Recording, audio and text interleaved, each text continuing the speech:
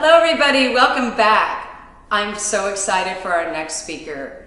I have to tell you, Rena Whitaker. She is the author of Being Tribal, the book, and also Being Tribal, the company, where she gathers and helps women find their tribes all over the world, and also companies too.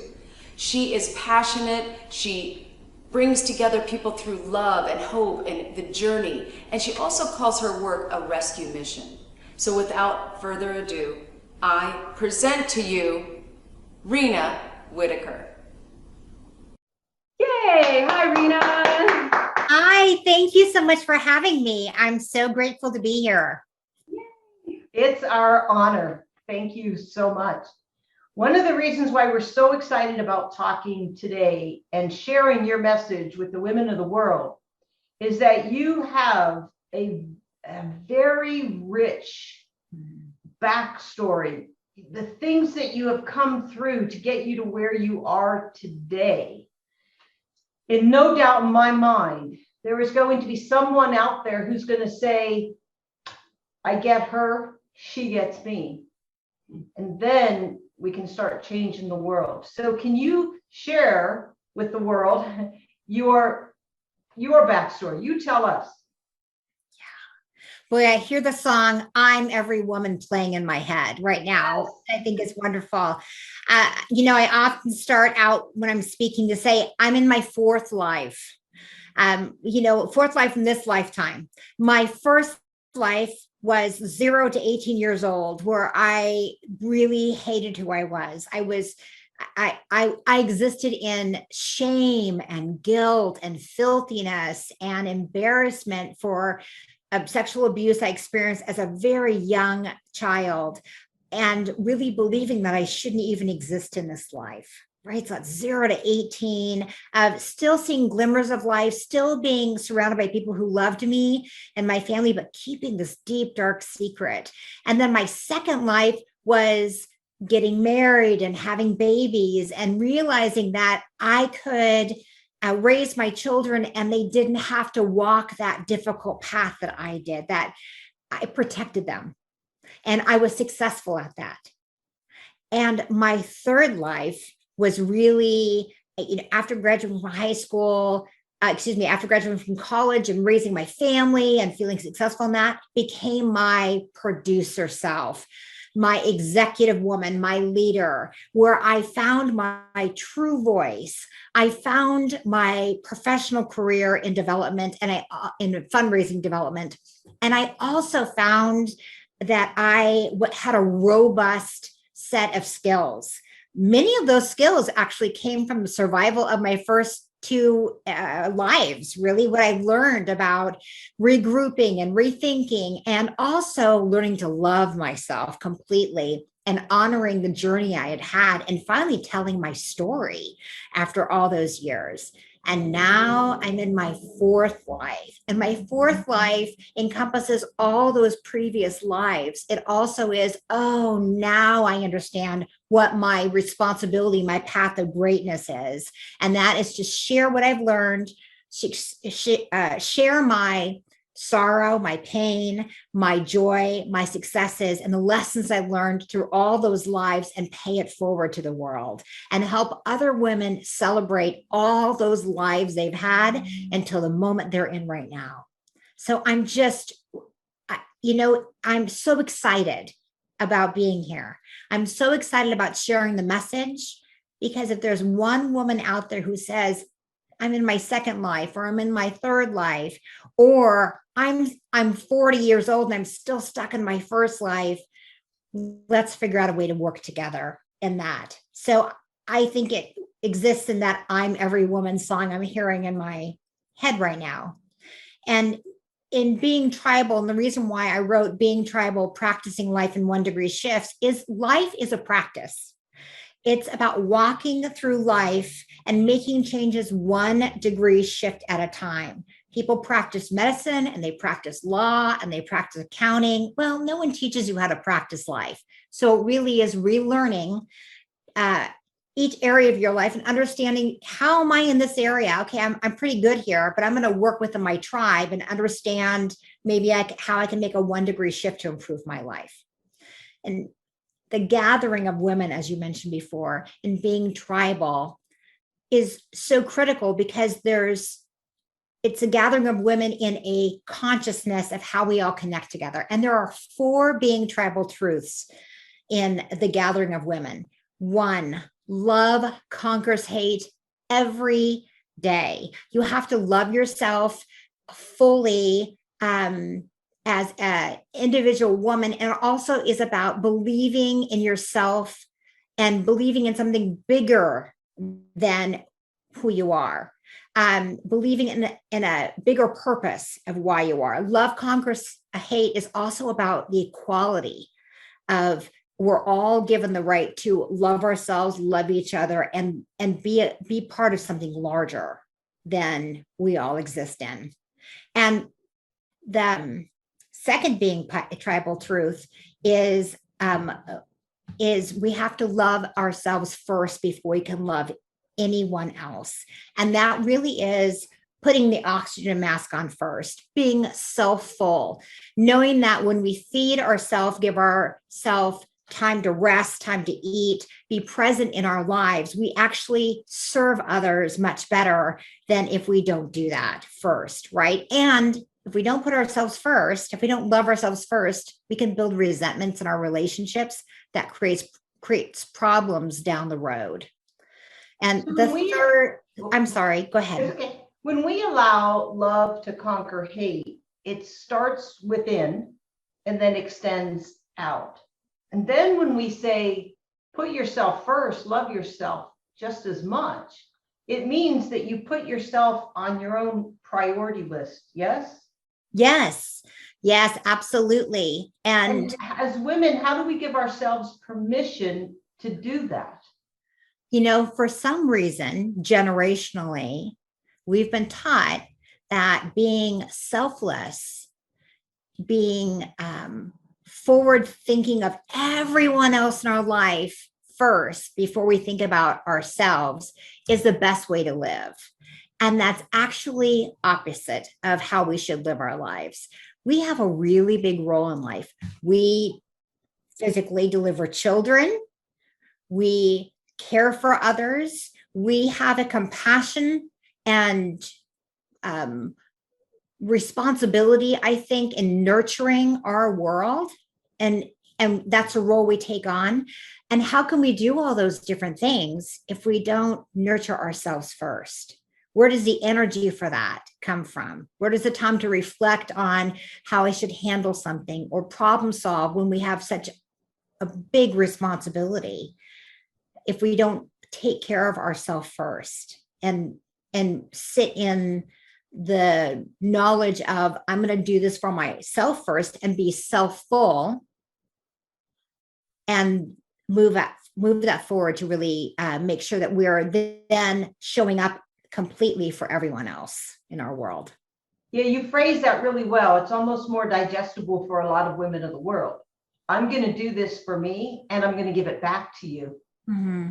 And I love how you just phrased that. So that was perfect, Rena. Thank you for that. Oh, thank you. I appreciate that. The third being tribal truth is we need each other. We have been tribal for 200,000 years.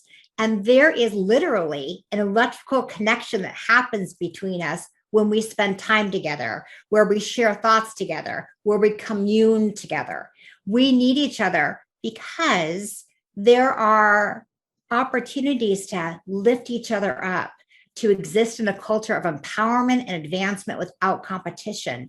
When we are alone and siloed, which we certainly have been for quite some time now with the pandemic, we listen to our own thoughts, our top 40 playlist of what I'm not good at, what I'm not, I'm too short, I'm too tall, I'm too this, I'm too that, all those negative top 40 playlists we've recorded and kept in our brain at a moment's touch to replay to ourselves.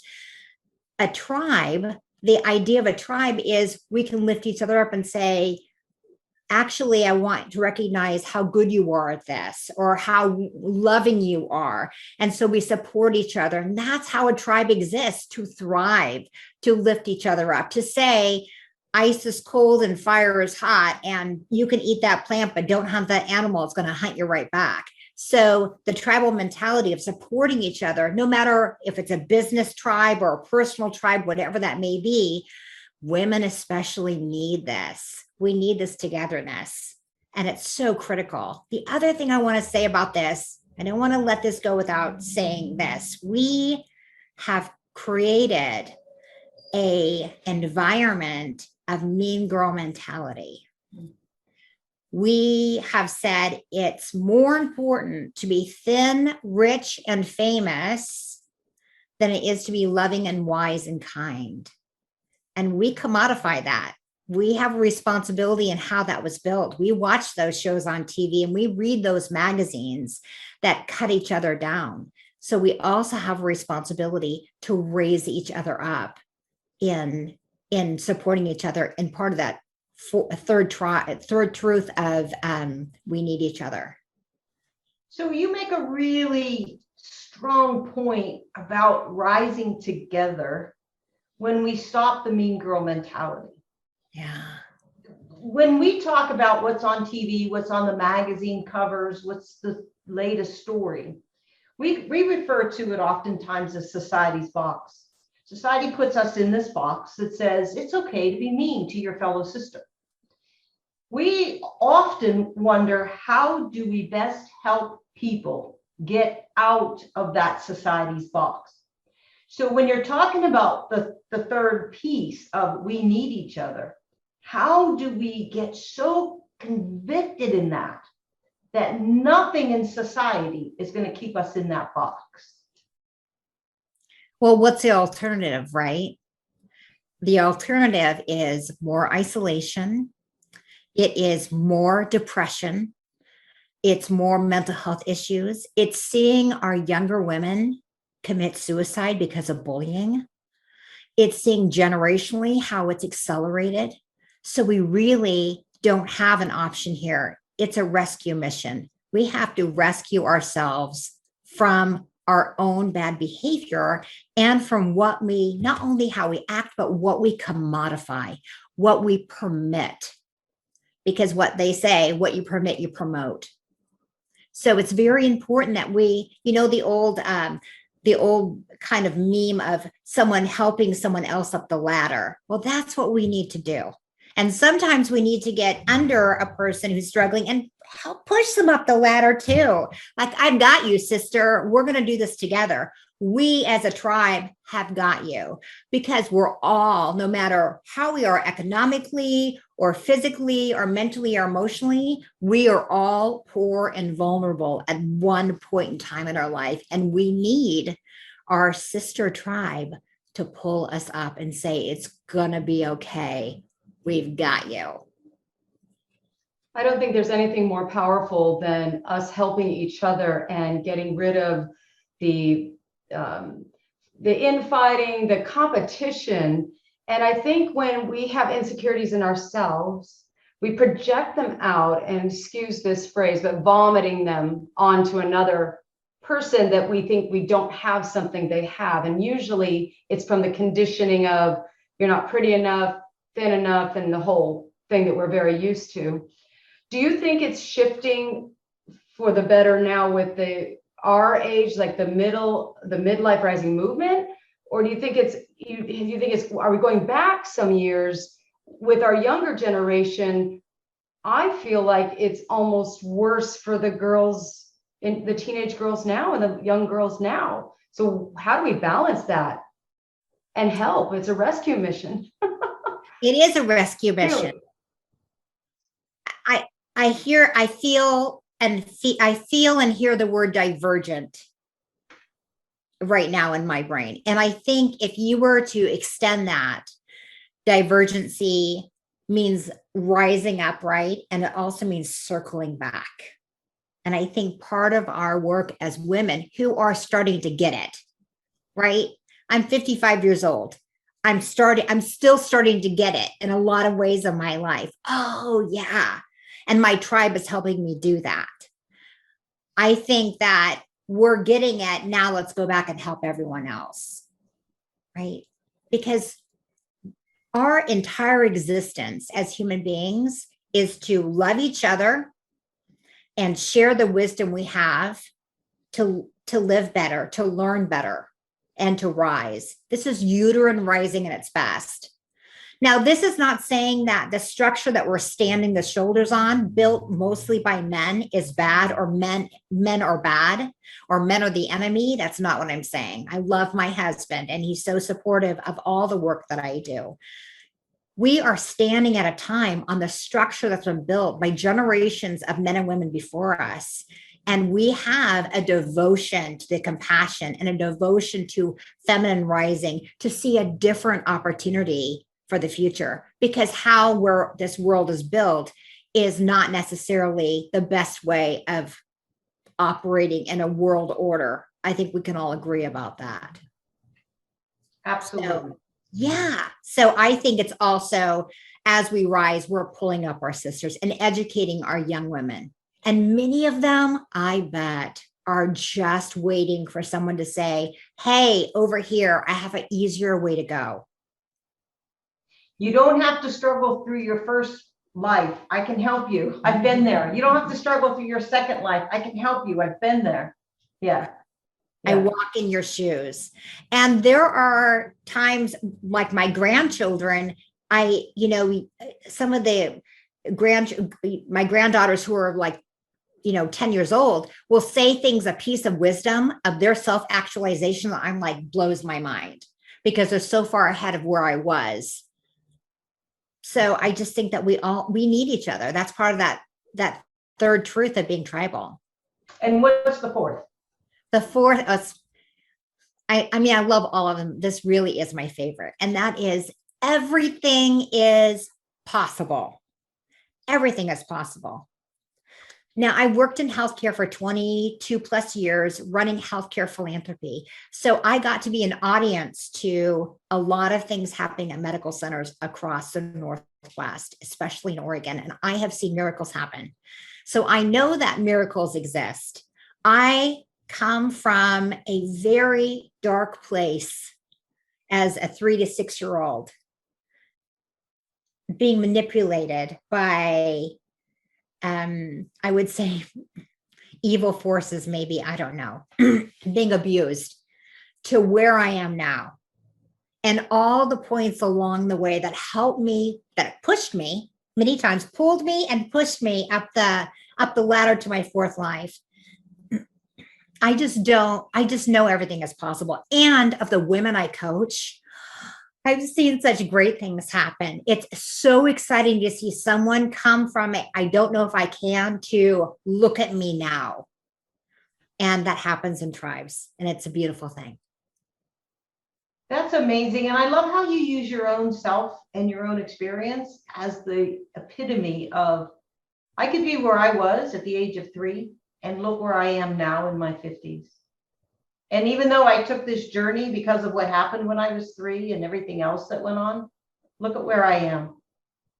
And be able to share your message with the world.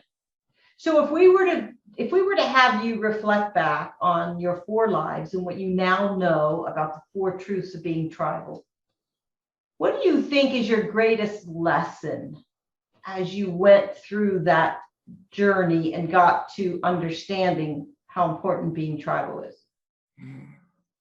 Trusting my own voice, trusting my gut, I think, is a big lesson. And part of that also is just taking action. Like, what Jack Canfield say? Feel the fear and do it anyway. So how did you come to trust your intuition? Well, I was in college my freshman year, and my mother, who couldn't quite ever understand why I had such low self-esteem. And I think she was, looking for anything she could grab. So she had gone to a seminar, and she got me a career track seminar on self-esteem and peak performance. Jack Canfield was a narrator, and it was a 6 cassette tape. In fact, I had him sign it a couple years ago when I went to go see him speak. And I wore out that cassette tape till the tape fell off the cassette. what do they call, not even discs, that cassettes themselves. The whole idea was trust your gut, believe in manifestation, put your dreams out there. You can do anything you want to do. And with anything in life, I took 1 step forward, 2 steps back, 3 steps forward, 1 step back. I that was the foundation of, oh, okay, this is what it's been all about. I think I see light now. I think I can create it. And that helped guide me for 3 more decades in the work that I do. Just those planting of seeds. And then of course, you start seeking out other thought leaders. And then you have people like Brené Brown, who teaches us about, shame and guilt and all the things that we don't talk about and we need to talk about. So I think the gifts of wisdom leaders, thought leaders, and my tribes have been so important to me. I know I'm giving you a lot more answers than just one, but tribes saved my life. Gathering of women around me, and not me saying, I need help, because I would have never done that. I would have seen that as being weak or being worthless. And these women gathered around, and I would cultivate these tribes, not really even knowing what I was doing. And it saved my life, because it wasn't just me alone. It was me saying, I think about this, or I want to do that. What do you think about it? Or I'm working really hard on this goal. And someone would say, oh, I've done that before. Let me help you with this. So it became a process of lifting each other up. And then I create a process for that. And so maybe the wisdom I would say is, trust your gut and create a tribe. If I were just to call you, how does it work? How do you do the being tribal life that you do? What does it look like as a verb? What does your day look like? How do you do what you do? I have 2 tracks of mission that I work in. One is I create corporate tribes. So I help organizations who are going through a lot of change, and I help them kind of create a trust, respect, investment, balance, accountability, and leading future leaders, the tribal, acronym.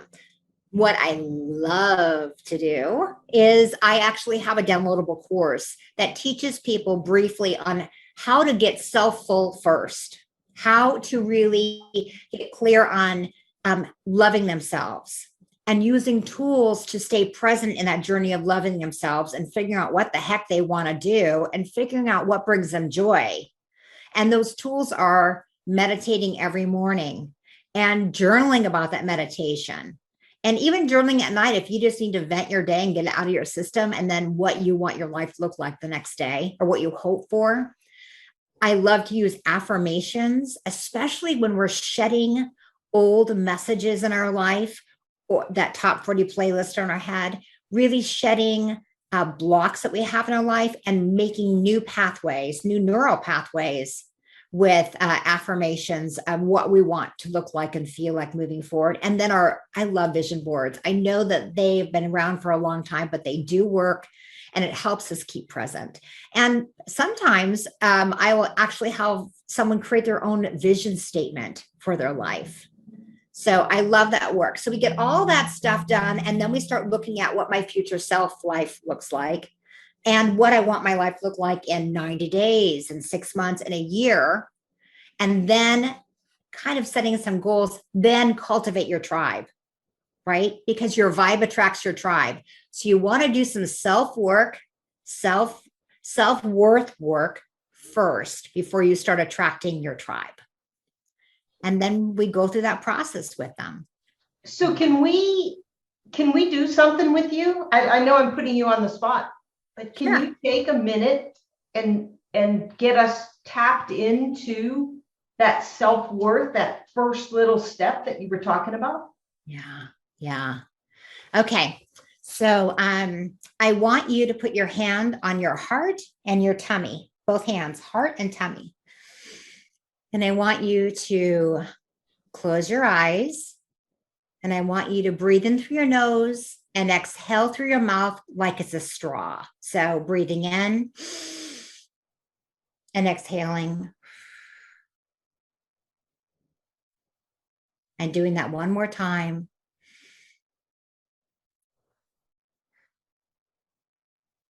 And with your eyes closed, I want you to think about something that brings you joy.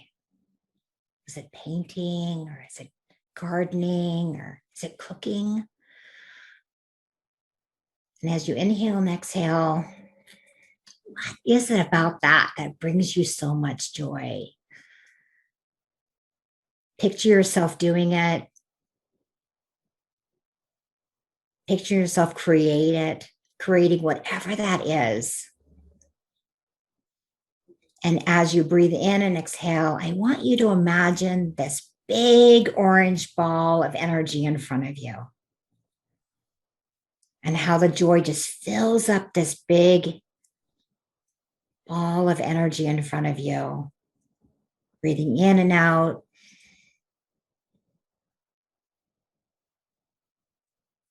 And then I want you to take your hands and lift up that big orange ball in front of you, like it's a beach ball even, or a kickball that you may have, and just hold it in front of you, still breathing in.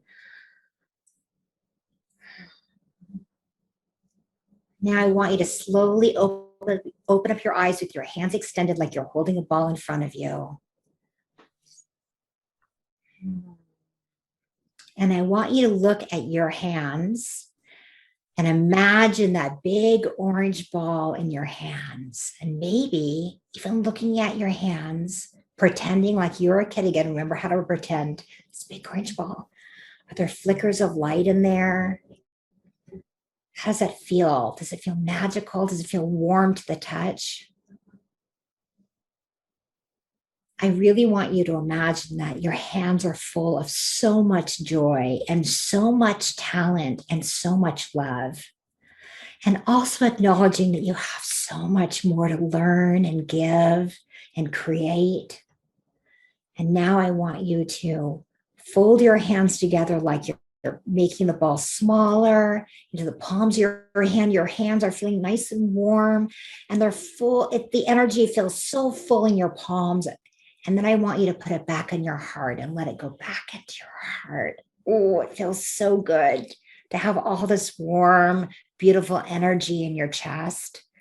To know that you were created with a beautiful intention of love and wisdom and gifting. You have talents that you haven't even realized yet. And they're all in the palms of your hand and in your heart, in your mind and body and spirit. And the world is waiting for you to share those talents. And before you can do that, you have to nurture this beautiful orange golden light of energy in you first.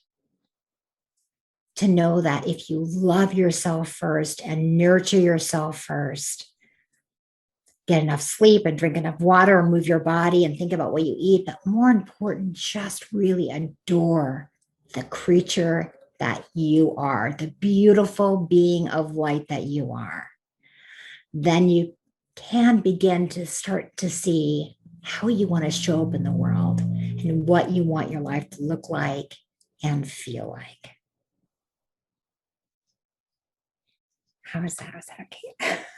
Thank you so much. Yay, that was beautiful. I feel warm and glowy. Yeah, the vibration in the palm of my hands I know, was it's amazing. vibrating. Love that. I think that one of the things I would love the women of the world to hear and understand is this isn't just something that you do when you take a moment every couple of months. It's almost this practice of loving yourself whole again. From a person, women of the world, listen to this. This is from a person who told you straight up her first life was full of shame and guilt. And she didn't like who she was. And through these exercises of learning to love this precious being, then she becomes whole enough to want to change the world by being on this summit with us. That, like, you're the proof of that is a daily exercise.